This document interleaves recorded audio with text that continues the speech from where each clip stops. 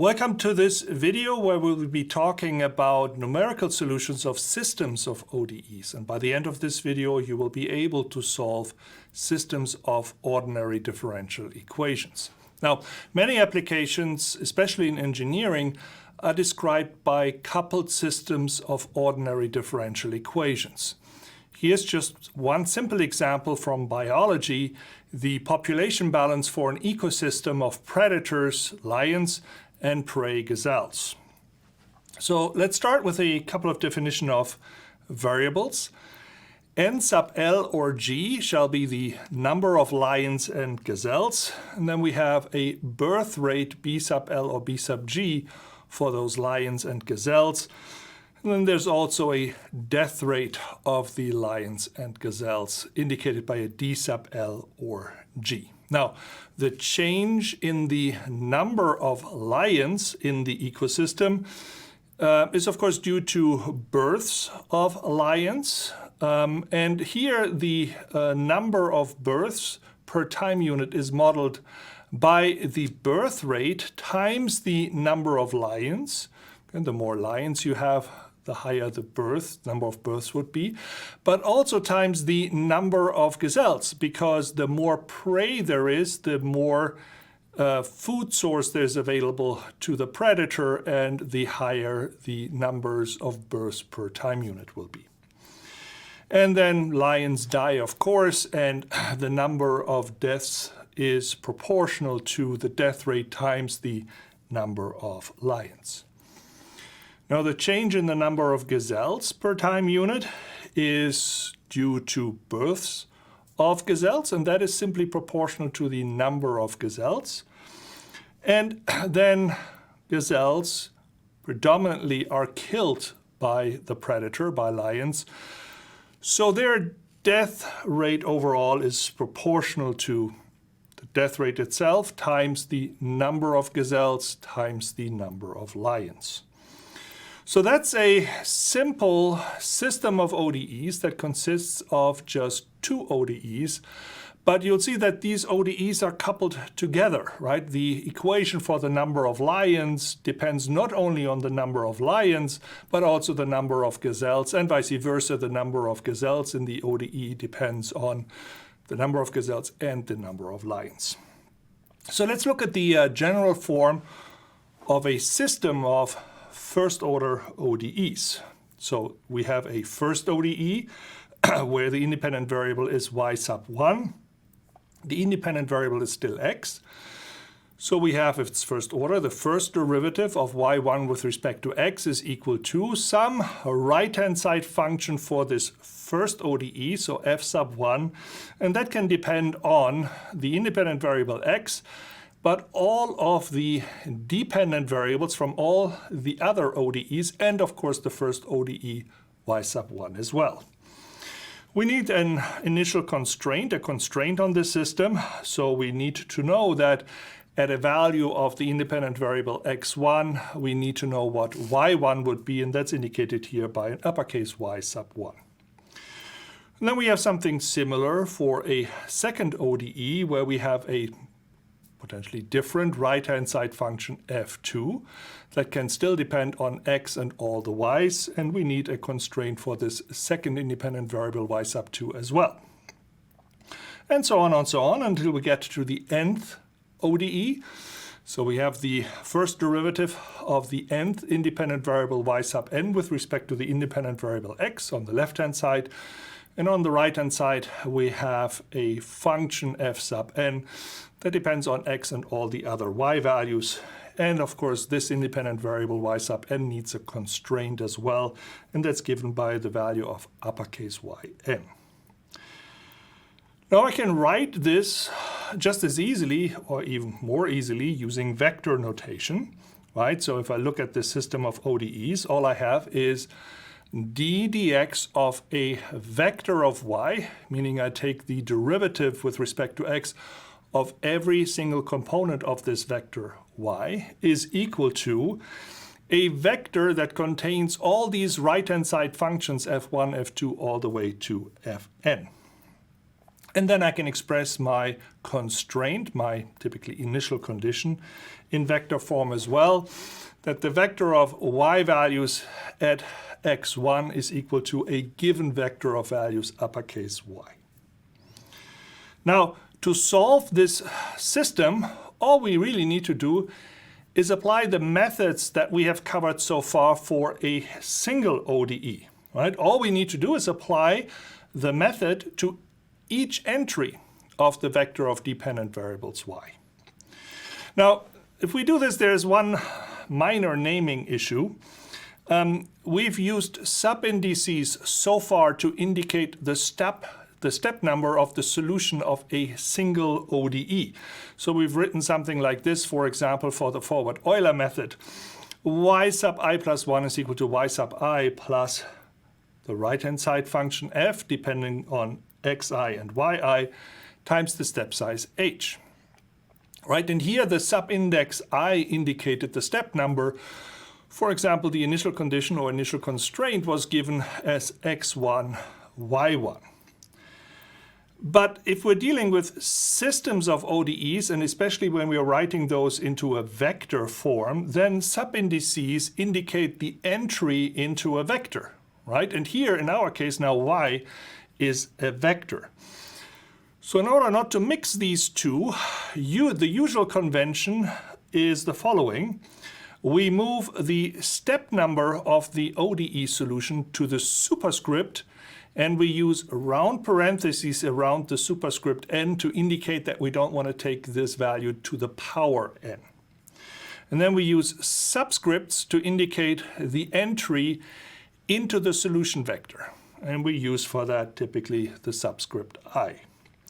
So that would mean for a vector equation, a system of ODEs, we have that the ith entry into the vector y at time n plus 1, or solution step n plus 1, and that's the superscript with the parentheses around it, is equal to the ith entry into the vector y at time index n plus the step size h times the ith entry into the right-hand side vector function f evaluated at my current known solution value of x superscript n and the y vector, any one of these y vector values at time level n or solution step n as well. Okay, now let's do an example. Let's solve the following system of ODEs with a step size of delta t equal to 0.5 using the RK1 method. Okay, so here is that example, and I've copied over here the equations that we have to use for an RK1 method, which is, of course, forward Euler. Okay, so here are the equations. This is the system of ODEs. The first ODE has on its right-hand side y1 plus y2, and it has an initial constraint that at t equal to 0, y1 is equal to 1. And the second ODE is dy dt is equal to y2 minus y1 with an initial constraint of y2 at t equal to 0 is equal to 3. Okay, so let's start with the first step. So n, this n is equal to 1. And if we apply with n equal to 1 these update equations here, we get that, first of all, t, right, our independent variable is t, but in the general equations that we derived before, the independent variable was x, so we just have a change in name here. So if n is equal to 1, we have that t2 is equal to t1 plus the step size, h, or here in our problem, the step size is delta t. And we know here from the initial constraint that the initial time t1 is equal to 0, right? That comes here from the initial constraint. So that tells me t1 is equal to 0, which I can plug into this equation here. And together with the delta t of 0.5 that's given in the problem, I get that t2 is equal to 0 plus 0.5 is equal to, therefore, 0.5. That's my time at step level 2. Okay, then, let's go for solving the first ODE here using forward Euler. So I have I is equal to 1, so y1 at n is equal to 1, so at 2 is equal to y1 at 1 plus the step size delta t, times the right-hand side function of the first ODE, which is y1 plus y2. So delta t times y1 plus y2. But because this is forward Euler, I evaluate that at the step n equal to 1. So I have to put superscripts with round parentheses of 1 on those equations. Okay, so now all that's left to do is substitute in the values. All right, so y1 of 1, let me mark where I pull these values from. That's this guy here. That's what I'm going to use here and here. And then I have also y2 at 1. That's this initial constraint, y2 at 1, that I have to use over here. Okay, and the delta t is 0.5. So that means I have 1 plus 0.5 times 1 plus 3. Let me mark those here again with color where I pulled these values from. And that is equal to 1 plus a half times 4, so that's equal to 3. Okay, so that's for I equal to 1. And I have a second ODE, of course, that I need to solve at the same time. So therefore, I need to do y2, subindex n plus 1 is 2, is equal to y2 at superscript 1, right? N is equal to 1, plus delta t times. And now what's the right-hand side here? It's y2 minus y1. So y2 minus y1.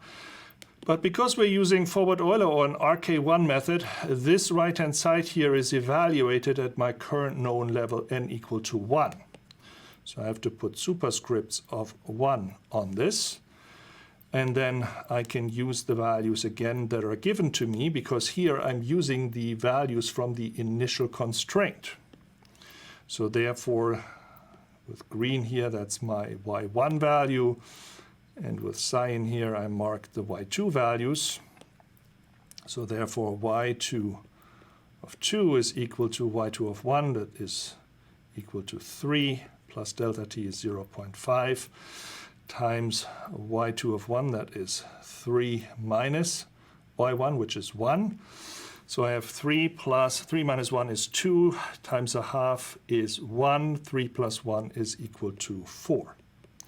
So therefore, my solution vector here after one step, y vector at 2 is equal to, the first entry is 3, and the second entry is 4. Let's do one more step. So n equal to 2. And first, what's the value of my independent variable? t3 is equal to t2 plus delta t. That's equal to 0.5 plus 0.5. That's equal to 1. All right. This one here was my t2 was equal to 0.5. And now I have to update each one of the two ODEs again. So I have with n equal to 2, I have for the first ODE, I have y1 of n plus 1, which is 3.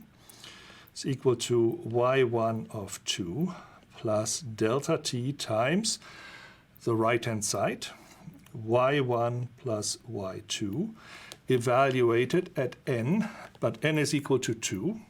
So therefore, I have to put a superscript of 2 on there.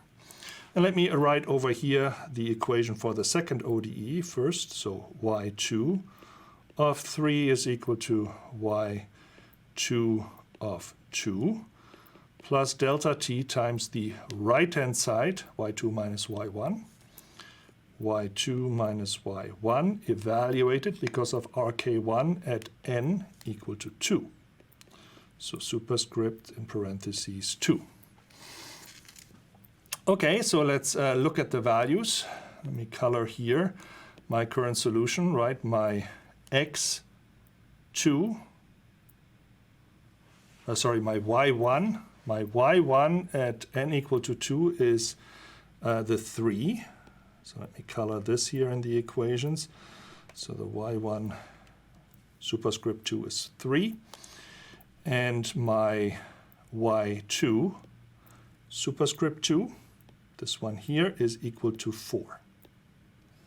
Okay, so therefore, y1, 3 is equal to 3 plus delta t is 0.5 times 3 plus 4. And y2, 3 is equal to 4 plus 0.5 times 4 minus 3. Let me just color these here so you can see where I took those values from. Right, the 3 was the y1. Okay, so let's do the math on this. 3 plus 4, 7, 3.5, so that's equal to 6.5 here. And this one here, 4 minus 3, is 1 half 4.5. And so therefore, the solution vector y at step 3 is equal to, the first entry is 6.5, and the second entry is 4.5. And then one would continue on to the third step. Now, it's important to realize here that before we advance from n equal to 1 to n equal to 2, we need to solve each one of the ODEs first. Because the result of that, right, this one here of the second ODE, is needed to solve the next step of the first ODE, because they are coupled together, right? They depend on each other. So for each step, we first have to solve for the entire solution vector before we can advance to the next end step. So how do we solve these systems of ODEs using code? Now, systems of ODEs, and especially in engineering applications, can be very large. Take as an example a chemical reaction mechanism that can contain hundreds, if not thousands, of species. And that means that our vector y and the number of ODEs that we have to solve is in the hundreds or thousands. And then we'll have to do potentially millions of individual steps to come to our final solution. So it's often impossible to store the entire solution history of the vector y. So don't even try that. Instead, store only those steps that are needed. And for all the RK methods that we have covered, because they are all single-step methods, we actually just need to store the current step yn. We don't need to store any of the prior steps. Now, for multi-step methods, that is different, right? Because multi-step methods depend on the solution at prior steps. But all the RK methods are single-step, so we don't need to store anything other than the current solution. And that also means that we can overwrite the solution vector in our n steps loop. So this is what the general code layout then would look like. We would start out by allocating our solution vector, and let's assume that we have uppercase N ODE equations that we need to solve. So we pre-allocate a vector, a column vector in this case, of that size, uppercase N. Then we set the initial constraints, typically the initial condition, by setting the value of the independent variable and each entry in the vector of dependent variables. Then we have to set the step size, and with that and the known n time, we can then either set or compute the number of steps that we need to perform to reach our requested n time or solution value at x for our system of ODEs. With those initial constraints set, we can then start a for loop to time advance the vector of our dependent solution variable y. So we have a loop for n equal to 1 to n steps. And we will then simply call our RK method, now passing in a MATLAB function myf that computes not only a single value, but it now has to compute a vector, each entry in this vector corresponding to the right-hand side evaluated at a given x and y. The other arguments that we had into myRK was the current value of the independent variable x and the current values of the dependent variable, in this case the vector y, and the step size h. And now the output of this function is x and y, so we override the values of the independent variable x and the vector of dependent variables y. Now, what do we do if the solution history of, let's say, the kth entry of this vector is actually needed, for example, if it has to be plotted? Well, as the code stands right now, we won't be able to do that because we continuously override the entire vector y and therefore, of course, also the kth entry in the vector. So what we'll have to do is a little trick. We have to store the solution of the kth entry in a separate vector. Now, how many entries does this vector have to have? Well, we know that we have to do n steps. And if we have n steps, meaning n intervals, that we have n plus 1 or n steps plus 1 points. Okay, so we pre-allocate a vector, let's call it yk, with n steps plus 1 entries as a column vector here. And then in the time loop, we can pull out the kth entry of the solution vector y and store it at the n plus 1 position of the vector yk. Okay, and when we pre-allocate the initial vector yk, we should then, of course, also store in its first entry the initial value of the kth entry in the vector y. Okay, now what do we do if we want to, let's say, plot the vector y at specific values of x, right? Let's say we want to plot this every delta x plot some value. If x would be time, the independent variable would be time, and we wanted to calculate the solution with a delta t of 0.1 from 1 to 100, right? And say we wanted to plot every 10 time units, then this dx plot would be 10. Okay, what would we do? Well, we would trigger a plot inside of the n steps loop and use the MATLAB command hold on if we wanted to add later solutions to that one particular plot. So the way to do this is we would first set dx plot up on the top before the loop, and we would say that our next plot time, the x value for our next plot, is dx plot. And then inside of the loop, we would check whether x is equal to x plot. Now remember, how do we check that two double precision numbers are equal? Well, because of round-off errors, they won't exactly necessarily be equal. So remember, from module 1, we have to check whether the absolute of the difference of the two numbers is smaller than the threshold. Now what's that threshold? I know that I will do a step size of h. So as soon as the difference between x and my target plot value for x is smaller than, let's say, 1/10 of my step size, I know that I have reached my requested output time. And then I can just plot the current solution vector y. And here for the x values, for the horizontal axis, not the x values, but the horizontal axis, I just use the ODE number, so from 1 to n. And then I use hold on if I want to add to that plot later on.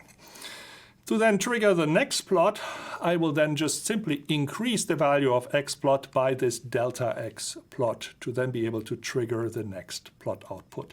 And then I have to finish this off with an end statement. Thank you for watching.